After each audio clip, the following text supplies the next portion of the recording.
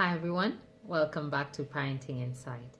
So today we're going to talk about the danger of casually telling the boy child to take care of people around them, the people in their lives. There is a damage to the person, to the child, where this statement is concerned that we may not be aware of, and that's the reason, that's the purpose for this video. So situations where I have heard people casually tell the boy child to take care of people around them, in this case mostly family, which includes the mom and the sisters, because I haven't had people tell the boy child to take care of the dad. I guess because he is male, so the impression is the impression is supposed to be that men take care of the women in their lives, except when you say that to a child. They're not a man, they are a child. And when we tell boys casually that they're supposed to, when we give them the impression that they're supposed to take care of people in their lives, it actually burdens them, because they actually start believing that it is their responsibility to do that. Sadly, the situations where these statements are made are those that where the child actually is the one who needs to be taken care of. So I have had these statements at funerals, or when the child loses a parent, mostly a mostly a dad. And so people casually tell the boy to take care of mom. Now, this is very concerning, because in the absence of a male figure, the boy child actually believes that he's supposed to step into those shoes, except he's a child. He's not developmentally capable of handling the responsibilities of an adult male. So when we tell a grieving, even worse and saddening is the child is grieving, but we are oblivious to the fact that he has lost someone who was providing for him, protecting him, who was guiding him, and now we casually make statements that give him the impression that it's his responsibility to step into the adult shoes of the person he has lost. I mean, that couldn't be, it couldn't be a worse timing. And so it's very damaging to the child when we do this, because imagine on the days when the mom who has lost her spouse has bad days, on days when the grief is so intense that she can hardly get out of bed, and you tell this to a 5-year-old to take care of mom. So what exactly is a 5-year-old child supposed to do on this occasion, where the mom can hardly put herself together and get up because she is in so much pain and agony? She can hardly handle her responsibilities. Is a 5-year-old supposed to, and let's give an example of a school day. So is a 5-year-old supposed to not go to school? Please remember, school in this case is kindergarten. So is a 5-year-old supposed to not go to kindergarten to learn his ABCs, to stay home and take care of an adult who is basically at the lowest point of their lives? What exactly is this child supposed to do? When they go to school, which they will go to school because they are a child, instead of playing and having carefree life like any other 5-year-old, this 5-year-old is actually thinking about the mom they left at home and the responsibility which in their mind is undefined that they did not do. So it's very damaging when we casually tell children to handle responsibilities that they shouldn't. We casually tell boys to take care of moms and siblings. Another situation where I have heard, and also in therapy, seen the implications of a boy child being told to take care of mom, is when, especially when it's a single mother, so a single parent situation. But this is not told to dads, again, because the unspoken, or the message behind the take care of is supposed to imply that men take care of the women in their lives, except, again, you're saying this to a child. So this is not a single parent situation of father-son, this is a single parent situation of mother-son. So this boy is walking with a mom somewhere, like let's say at the mall or wherever they are, and sometimes there are situations where there is gender discrimination of sorts, or people picking on a woman or making, some maybe disrespectful statements. So imagine the 10-year-old who's walking with his mom and hears a group of men making some maybe, disrespectful remarks or just picking on her or commenting on maybe like her looks or her body. And of course, it's very uncomfortable, first of all, for this 10-year-old boy to have to listen to that. Sorry. Now, even worse is when he thinks he's supposed to do something about it, except he's 10 and the people who are picking on his mom are adult males.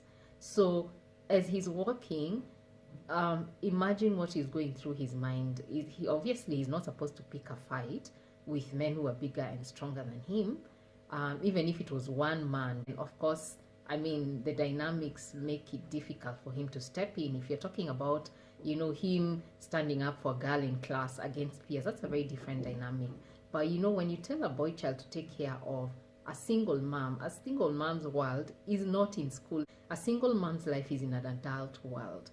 And so we're asking this boy child to handle adult issues that are beyond him mentally, emotionally, and even physically. So every time that this boy has to watch these things happen to the mom and he is helpless, it breaks him as a developing man, because it constantly tells him that he is incapable of doing the responsibility which is not his, but which society implied that was his.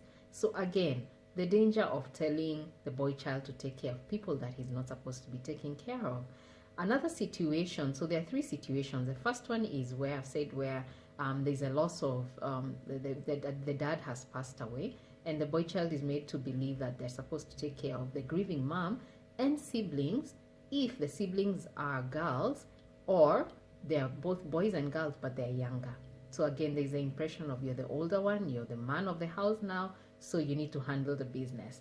And then secondly, when it's a when it's a mother-son situation, and so he's supposed to take care of the mom, which is a very undefined role, by the way. And then the third one is where there's if they're not parents or parent figures, and so these children are somehow, maybe this boy and siblings, especially girls, are sort of on their own. So maybe both parents passed away and they're maybe living with someone, but the siblings are together in this family. And so someone, people say, take care of your sisters. And so when you say take care of your sisters, again, in the absence of adults, you're implying to the child that they're supposed to step up to the adult role of parenting, which they cannot do because they're children. And even a teenager is still not an adult. They are a teenager. They're not developmentally able to handle adult responsibilities. So again, what does take care of your sisters mean? Does that mean, on days when maybe they're having financial struggles, or whoever is taking care of them is not so nice to them, so maybe then there's arrears in school and the siblings are late to go back to school, maybe when the term opens. So is this boy supposed to quit school and go get a job so that he can put his siblings to school? What exactly does take care of your sisters mean? Is he supposed to earn a living to be the man of the house? Is he, what exactly are his roles? So when these statements are casually passed on to children, and I mean, I have heard people say to a 3-year-old, take care of your mom, and you wonder, not so long ago they were learning to walk, not so long ago they were learning to talk. How are they supposed to take care of an adult, And so we're damaging the boy child by implying to them that it's their responsibility to man up when they're not men. They're not men, they're children. They're just the male gender, but they're children. And childhood remember, it's not just about you're a 10-year-old man. No, a 10-year-old is not a man. A 10-year-old is a 10-year-old child. So they're not yet adults. So we are asking them to do things that they're not developmentally, which is mentally, emotionally, and even physically capable of doing. But because they do not know that it's not their responsibility, they're breaking on the inside because they'll always constantly fall short of the responsibilities that they think they should be handling, because people imply to them that it is their responsibility to handle these things. And worst case scenario, where it's even men telling these boy children to take care of the women. Remember, the reason why most of the time people are passing casually telling the boy to take care of women in his life is because there is often the absence of a male figure. So a dad who passed away, or a dad who is absent, or both parents who are absent. So there is already a crisis, and there's already a huge a huge gap, a huge role that is not being met in this child's life. And so this child already doesn't have a male figure to look up to even start understanding what this taking care of looks like. And then secondly, because themselves as the boy child, they're already in need of a male figure to take care of them. So not only are we belittling their pain and their needs, we are also asking them, on top of dealing with their pain if they've lost someone, or their yearning for a male figure if they don't have a male figure, for example an absentee dad, or the absence of even both parents, which means now it's even worse. I mean, that's double tragedy. On top of them going through life terrified, feeling vulnerable, clueless about what to do, they're supposed to pick themselves up, figure out their own stuff, and handle other people's stuff. It's not fair. It's actually very unfair. It's very damaging to that child. And sadly, if we don't stop doing that, this child grows up, first of all, having in their mind failed so many times, because life will happen. A sibling will die, and then this boy child thinks they didn't take good care of their sibling, that's why they died. A single mom, will be picked on, and then the boy feels they're not man enough, because if they were man enough, the 10-year-old was man enough, the adult men who are picking on their mom would respect his presence and not pick on his mom. So he thinks the man, or the men who are making comments about his mom, were doing that because he wasn't man enough to protect his territory. A mom is not a child's territory. So, and then again, where there are no parents, I mean, where is this child supposed to begin to even take care of siblings? And so, are they so? And then at some point, who gets to take care of them? Who gets to take care of this boy child who we are asking to take care of other people? So who does he tell when he's been bullied in school? Who does he tell when he's been sexually harassed or indecently assaulted? Who does he tell when he's sad and scared? Who does he tell when he's having, a hard time with math in school? Who does he tell his problems when the world implies to him that his problems don't matter, don't even exist?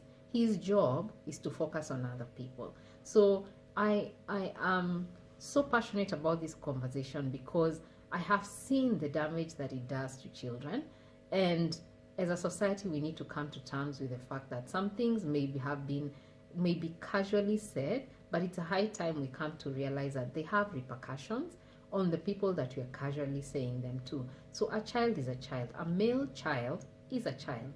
A male teenager is a teenager.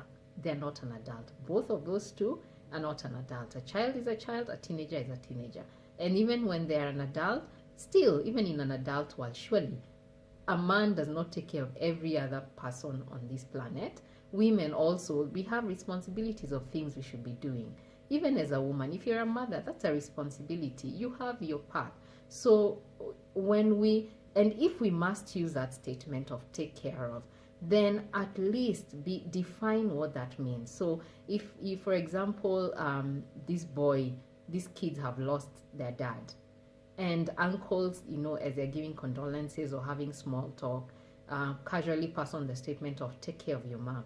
Define what that means. Take care of your mom means, should you people need anything and mom is not calling for help, you pick the phone and call me. But again, you cannot say that to a 3-year-old. But if you say that to a 10-year-old, then yes, they can pick the phone and dial and ask for help. So if we have to ask the boy child to take care of people, we have to make sure that it's age appropriate, and we have to make sure that it's very clear what they're taking care of these people is. And most of the time it has got to do with escalation. So taking care of means you reach out to me on behalf of if you feel like your family, if you feel like your mom needs help, you call me and I will come. So then the child is very clear. Taking care of mom means if I see she's not doing well, I pick the phone, I call uncle or auntie so and so, and they come and handle the adults responsibilities because they are adults. So the boys taking care of is just they're picking the phone and dialing, and then forwarding that responsibility to another adult who is capable of handling it.